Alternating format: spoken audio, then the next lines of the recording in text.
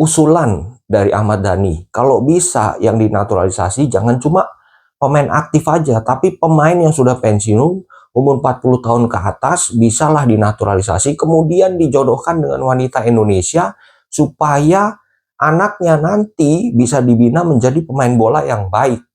Ya mungkin Ahmad Dhani berpikir manusia itu kayak binatang gitu. Mungkin ya, kalau misalnya burung nih, burung bisa terbang, punya anak, udah pasti bisa terbang. Ikan jago berenang, jago menyelam. Punya anak, jago berenang, jago menyelam. Ya kalau konsep manusia nggak bisa begitu.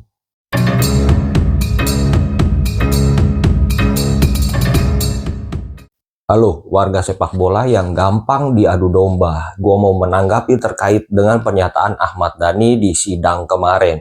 Ahmad Dhani bilang, katanya tolonglah pemain bulenya dikurangin karena itu nggak sesuai dengan Indonesia lah. Intinya begitu. Rambut pirang, mata biru, kulit putih. Jadi itu nggak Indonesia banget. Mungkin itu yang mau disampaikan oleh Ahmad Dhani. Tapi jadi terkesan rasis ya. Ya sebetulnya kalau mau mencari pemain bola, ya patokannya bukan warna kulit, bukan warna rambut atau warna mata. Kalau dia skillnya bagus, mau warna kulitnya warna ungu kayak ubi cilembu, ya nggak masalah. Apalagi dia punya darah Indonesia. Ya namanya keturunan ketiga, yaitu keturunan terakhir itu kemungkinan dari kakek nenek. Ya bisa aja Indonesianya sudah mulai berkurang. Dan ras Eropanya sudah mulai mendominasi di tubuhnya dia. Jadi apa salahnya? Kita juga nggak boleh membeda-bedakan itu. Dan di dalam sepak bola juga semua sudah sepakat. Ada idiom kick rasism dari lapangan hijau. Ya sebagai anggota DPR kalau sampai komen begini sih, ini sangat disayangkan ya gitu. Terus terkait dengan usulan dari Ahmad Dhani, kalau bisa yang dinaturalisasi jangan cuma pemain aktif aja, tapi pemain yang sudah pensiun, umur 40 tahun ke atas, bisalah dinaturalisasi, kemudian dijodohkan dengan wanita Indonesia, supaya anaknya nanti bisa dibina menjadi pemain bola yang baik. Ya mungkin Ahmad Dhani lupa, ada beberapa pemain top dunia, bahkan pemain terbaik dunia, yang punya anak dan anaknya berkarir di dunia sepak bola, tapi karirnya juga nggak semoncer ayahnya. Contoh misalnya Zinedine Zidane, dia punya 3 anak laki-laki, semuanya berkarir di dunia sepak bola. Bahkan sekolah di Real Madrid. Tapi apakah karirnya semoncer bapaknya? Enggak juga. Paolo Maldini, legenda Italia dan legenda AC Milan, punya anak Daniel Maldini. Dia pun berkarir di dunia sepak bola, tapi karirnya nggak semoncer bapaknya. Nggak usah jauh-jauh, yang terdekat adalah pelatih tim nasional Indonesia, yaitu Patrick Kluivert, punya anak Justin Kluivert, dan masih ada lagi adiknya. Berkarir di sepak bola juga, tapi secara karir belum bisa menyamai kesuksesan bapaknya. Bapaknya bermain di klub-klub besar, sementara anaknya Kluivert masih bermain di klub-klub mediocre. Jadi, logika kalau bapak bisa main bola, anaknya kemudian jago main bola, ya kayaknya nggak masuk akal. Ini sudah patah. Ya mungkin Ahmad Dhani berpikir manusia itu kayak binatang gitu. Mungkin ya. Kalau misalnya burung nih, burung bisa terbang, punya anak, udah pasti bisa terbang. Ikan jago berenang, jago menyelam. Punya anak, jago berenang, jago menyelam. Ya kalau konsep manusia nggak bisa begitu. Lagian logikanya lagi, pemain 40 tahun, pemain top 40 tahun ke atas yang sudah pensiun mau dinaturalisasi, ngapain? Bukan soal di sini nggak berguna, tapi pemain top yang sudah pensiun itu saatnya dia menikmati hasil kerja dia waktu muda sebagai pemain bola. Cita-citanya apa? Ya dia santai, dia berkumpul dengan keluarga, menikmati hidup. Ngapain dia jadi warga negara Indonesia? Toh dia jadi warga negara sana pun semuanya sudah tercapai. Anak-anak muda yang sekarang mau dinaturalisasi, mau tidak mau kita juga harus mengakui bahwa mereka juga punya tujuan sendiri, yaitu masuk Piala Dunia. Sebagai pemain sepak bola, ingin masuk Piala Dunia, bagaimana caranya? Kalau di negara asalnya, atau di negara keduanya lah, pertama kan dia bisa pilih Indonesia, atau pilih negaranya yang sebelum dinaturalisasi.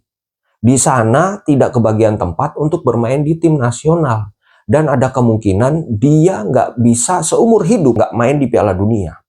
Kesempatan satu-satunya, ya dia mau dinaturalisasi ke Indonesia, membela Indonesia, dan ada kemungkinan masuk Piala Dunia dan bermain di Piala Dunia.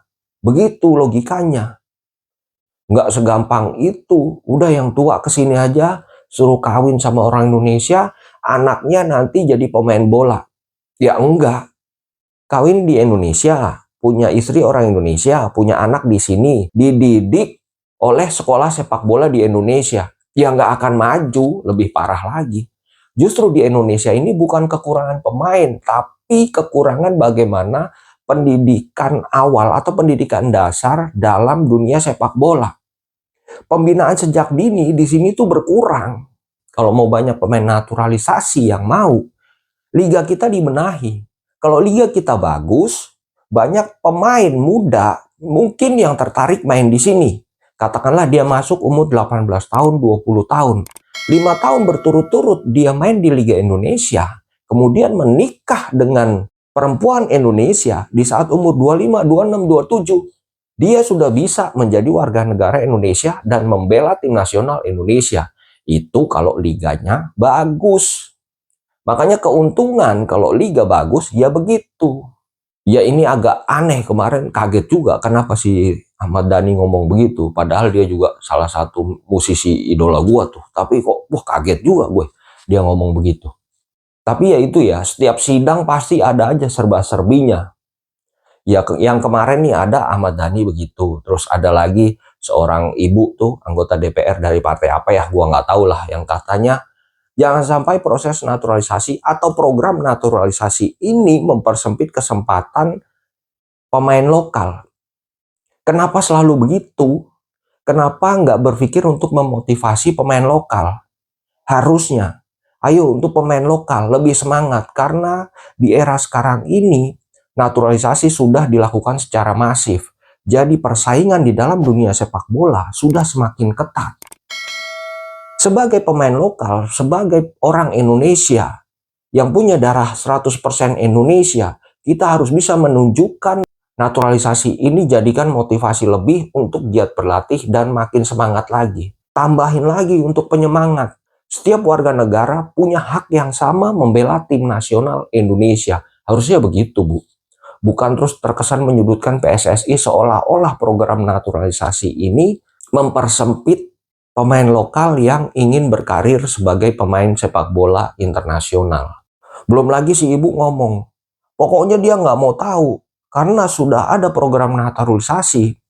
Indonesia harus menang dalam segala pertandingan. Wah, ya namanya pertandingan ada menang, ada kalah. Jangankan Indonesia, Brasil yang sudah beberapa kali juara Piala Dunia, Perancis, pernah Bu kalah, ada kalahnya. Kalau menang dulu, jangan jadi pemain bola. Jadi superhero kartun, walaupun awal-awalnya kalah, ujung-ujungnya menang. Oke, jadi gitu dulu. Jangan lupa subscribe.